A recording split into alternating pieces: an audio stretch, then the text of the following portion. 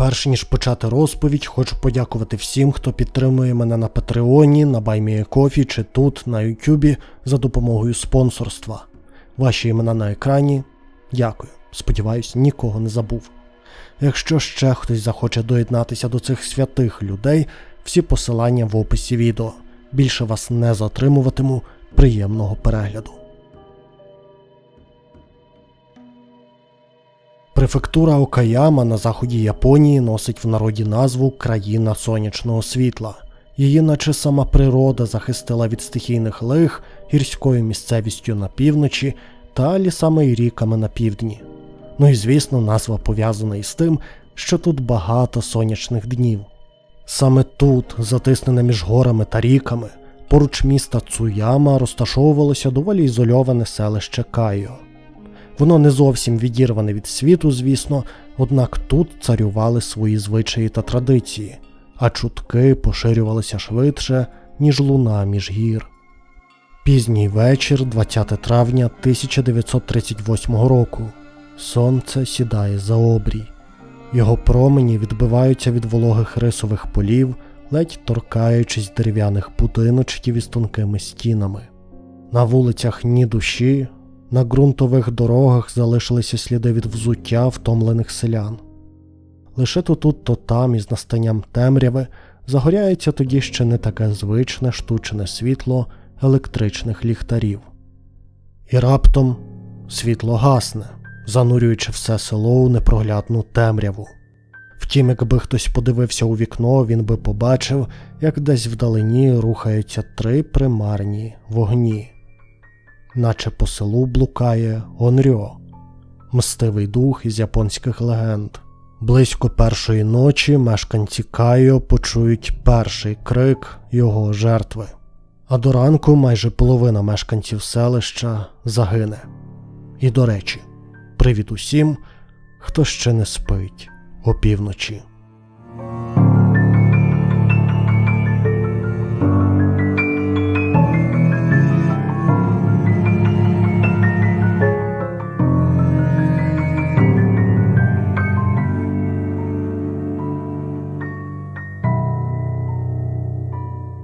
Забудьте на мить про сучасну Японію з великими урбаністичними містами, освітленими неоновими вивісками уночі. В 30-х роках минулого сторіччя ця країна виглядала зовсім інакше, а велика частина населення зосереджувалася у селищах на кшталт того, про яке я вам сьогодні розповім. Село Кайо ледве що налічувало 100 мешканців в той час, якщо враховувати дітей. До травня сакури вже відцвіли, а рисові поля заповнилися водою. Кайо, як і багато схожих сіл, жило за рахунок сільського господарства. Землі тут передавалися у спадок від покоління до покоління всередині сімей. Як от, наприклад, родина Тої, що володіла землями в цьому селі. Але на початку сторіччя із ними сталося нещастя – туберкульоз. Сьогодні ця хвороба лікується, якщо її вчасно помітити. І навіть якщо не помітити і хвороба перетікає у хронічну форму, все ще є багато шляхів вирішення проблеми. Але колись у Японії це було вироком. Люди помирали від туберкульозу повільно і болісно, а хворі ставали вигнанцями. Обоє батьків сімейства Тої померли від цієї хвороби, залишивши сина та доньку сиротами. Хлопчика звали Муцуо Тої. Він народився в 1917 році і був дуже освіченим як для селянина тих часів. Муцуо захоплювався літературою, за деякими переказами він читав історії дітям, через що користувався неабиякою популярністю, і кажуть, що і сам хотів писати книги.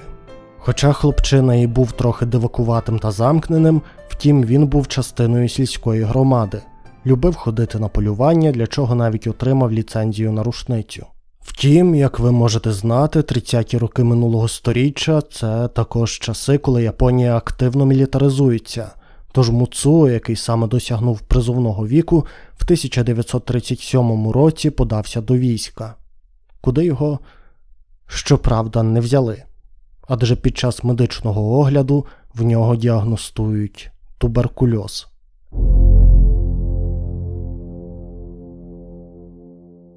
У маленьких поселеннях на кшталт Кайо репутація означала майже все і була більш цінною за будь-яку валюту.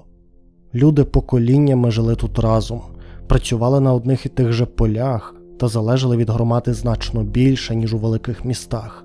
Тому страх перед туберкульозом, його невиліковністю та ризиком заразитися поступово перетворив Муцуо на чужинця. Діти більше не приходили послухати його історії, сусіди все рідше затримувалися, аби потеревенити, а за спиною він все частіше чув перешіптування. Фізично хлопця не виганяли із села, але він почувався зайвим тут, виключеним із колись звичних йому занять, зокрема із практики під назвою йобай. Сьогодні ця традиція може здатися дивною, але для сільської Японії початку ХХ століття вона була абсолютно звичною. Йобай перекладається з японської як «нічний візит». Це традиція, яка практикувалася в селах Японії з незапам'ятних часів і почала втрачати силу під впливом західної культури лише після значної модернізації країни. Чоловіки, особливо молоді хлопці, таємно навідувалися до жінок, пробираючися до їхніх будинків потай від батьків та родичів. Хоча насправді, звісно, зазвичай вони знали, що це відбувається, але дозволяли цьому відбуватися. Зауважу, ці нічні візити зовсім не обов'язково означали наявність статевого акту. Це було частиною залицяння в консервативному світі старої Японії та перевірки сумісності. Дівчата навмисне залишали відкритими двері чи вікно, очікуючи візиту. Якщо молодята таки доходили до сексуальних стосунків, це радше було передвісником заручин. Принаймні для молодих людей. Старші жінки та чоловіки теж практикували йобай. І в Кайо початку ХХ століття ця традиція була важливою частиною місцевої культури. Але більше не для Муцуо. Ця практика мала свої неписані правила і дозволялася лише тим, кого село визнавало своїм. Після отриманого діагнозу жінки почали закривати двері перед Муцуо, що стало лише черговим приниженням для молодого хлопця, який почувався самотнішим із кожним днем. І зрештою ця самотність переросла в образу на усіх мешканців селища.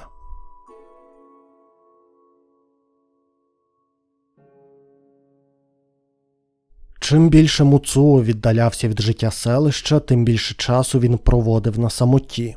Все частіше ходив у гори, де практикувався у стрільбі з рушниці. Спершу ніхто не сприймав це як загрозу, окрім кількох жінок, про яких я скажу наприкінці. Коли хлопець ходив селом озброєним, його воліли радше не помічати. Але із часом його поведінка починає лякати селян. Він поводиться агресивно і погрожує їм зброєю, через що поліція навіть забирає в нього мисливську ліцензію. Взагалі те, що в нього забрали мисливську ліцензію і, як факт, вогнепальну зброю, пов'язаний із випадком, коли селяни думали, що він намагається отруїти свою бабусю, яка його виростила. Але взагалі історія Муцуо Тої настільки важлива для Японії, що із того часу вона обросла безліччю чуток та неточностей. Тож в цій версії багато прогалин, тому рухаємося далі. Здавалося б, проблему вирішено, і всі знову готові забути про дивакуватого хлопчину, якого вже звикли уникати.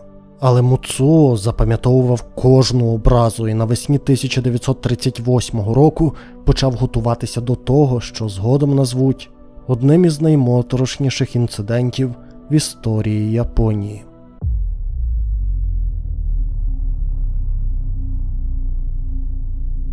Більшість підготовки проходила просто на очах односельчан, які не підозрювали, яка доля їх чекає. Хоча в Муцуо забрали рушницю, йому вдалося дістати нову – вживаний 5-зарядний Ремінгтон. А в місцевого колекціонера він купив традиційний японський меч – катану. Кілька мисливських ножів також стануть йому у нагоді, але їх отримати було найлегше, та й підозр вони викликали менше.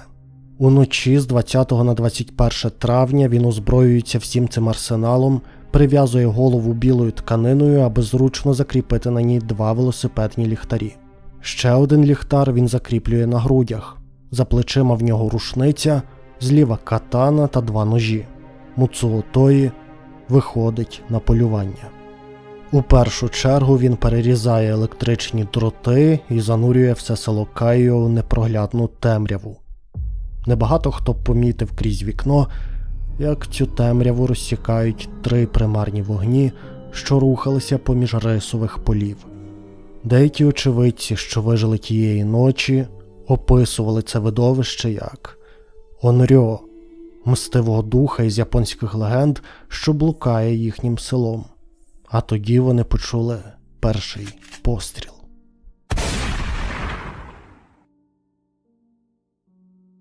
Муцуо чудово знав Кайо.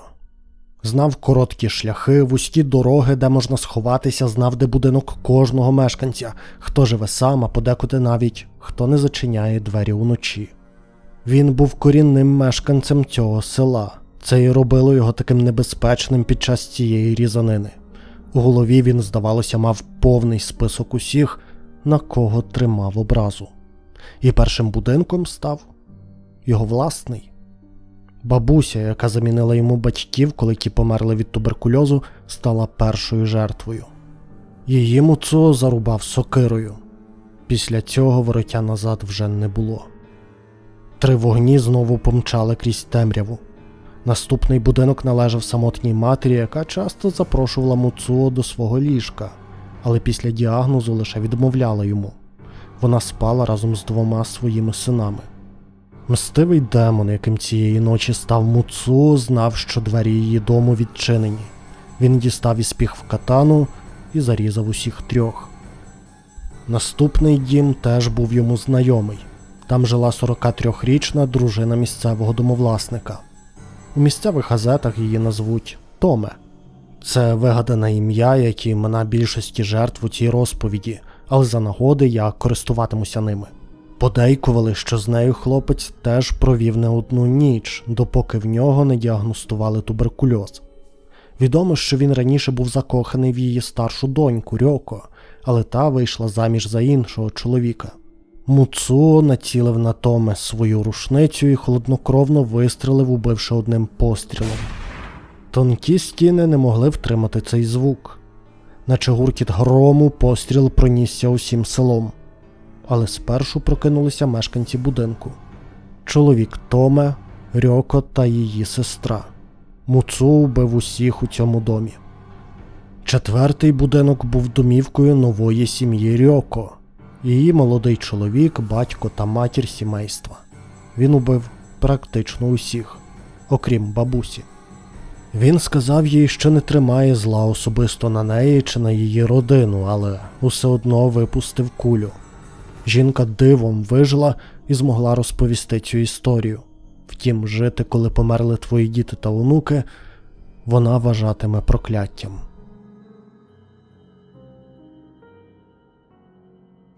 Порахувавши лише тих, кого я вже назвав, ви можете скласти моторошне число, але Муцуо не збирався зупинятися.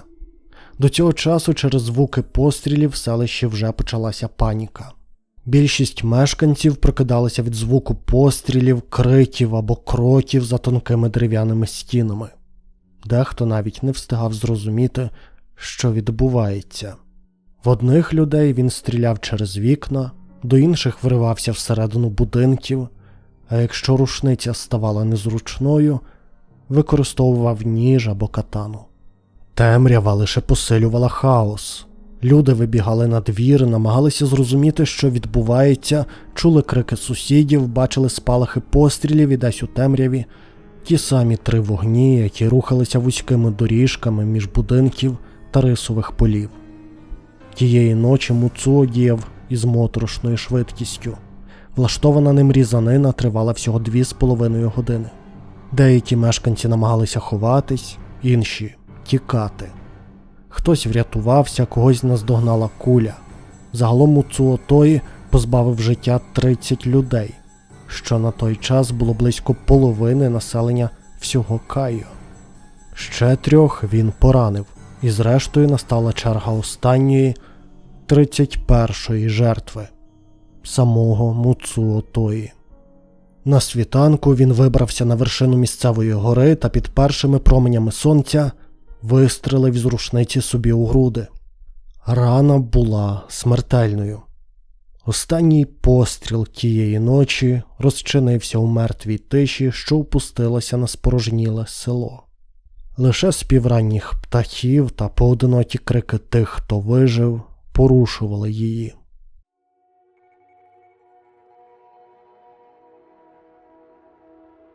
Після того, як поліція та рятувальні загони обстежили територію Кайо, стало зрозуміло, що це був не хаотичний напад і не випадковий спалах насильства. У домі Муцуо Тої знайшли не лише тіло його бабусі, але й записки, які своєю довжиною нагадували невеликий щоденник. 2 листи детально описували моральну деградацію Муцуо, коли туберкульоз забрав в нього світле, як він вважав, майбутнє. А також інциденти із жінками, чиї вигадані імена я згадував раніше. Наприклад, випадок, коли він впав на коліна перед Томе та вибачався після чергової спроби залицянь, але жінка не пробачила йому і начебто поширювала чутки про нього. В цих записках він задовго до скоєного написав, що планує накласти на себе руки, але збирається забрати із собою інших людей, починаючи із Томе. 3-ю записку Муцуо написав на горі, де власне і покінчив зі своїм життям. Це була незапланована записка, і, схоже, він навіть повертався до селища, аби попросити у когось із місцевих мешканців папір. В цьому листі він писав, що шкодує про вбивства людей, яких він не мав убивати, адже вони не зробили йому нічого поганого. А також, що шкодує про те, що не вбив кількох людей, яких, на його думку, він мав позбавити життя. Зокрема, одну жінку, яка покинула село до цих подій зі своїм чоловіком саме тому, що боялася Муцуо, вважала, що він став небезпечним і може її вбити. Також там було кілька чоловічих імен, як то найбагатший чоловік села, що, за словами Муцуо, користався грошима та становищем, аби шантажувати та спати із місцевими жінками. Хто знає, що із написаного ним було правдою. Там же він вибачався перед своєю бабусею. Муцуо написав, що не хотів її убивати, але вона вже була доволі старою, і він не хотів, аби вона прожила останні роки свого життя під постійним тиском за те, що виростила масового вбивцю. Муцуо вважав, що робить їй послугу.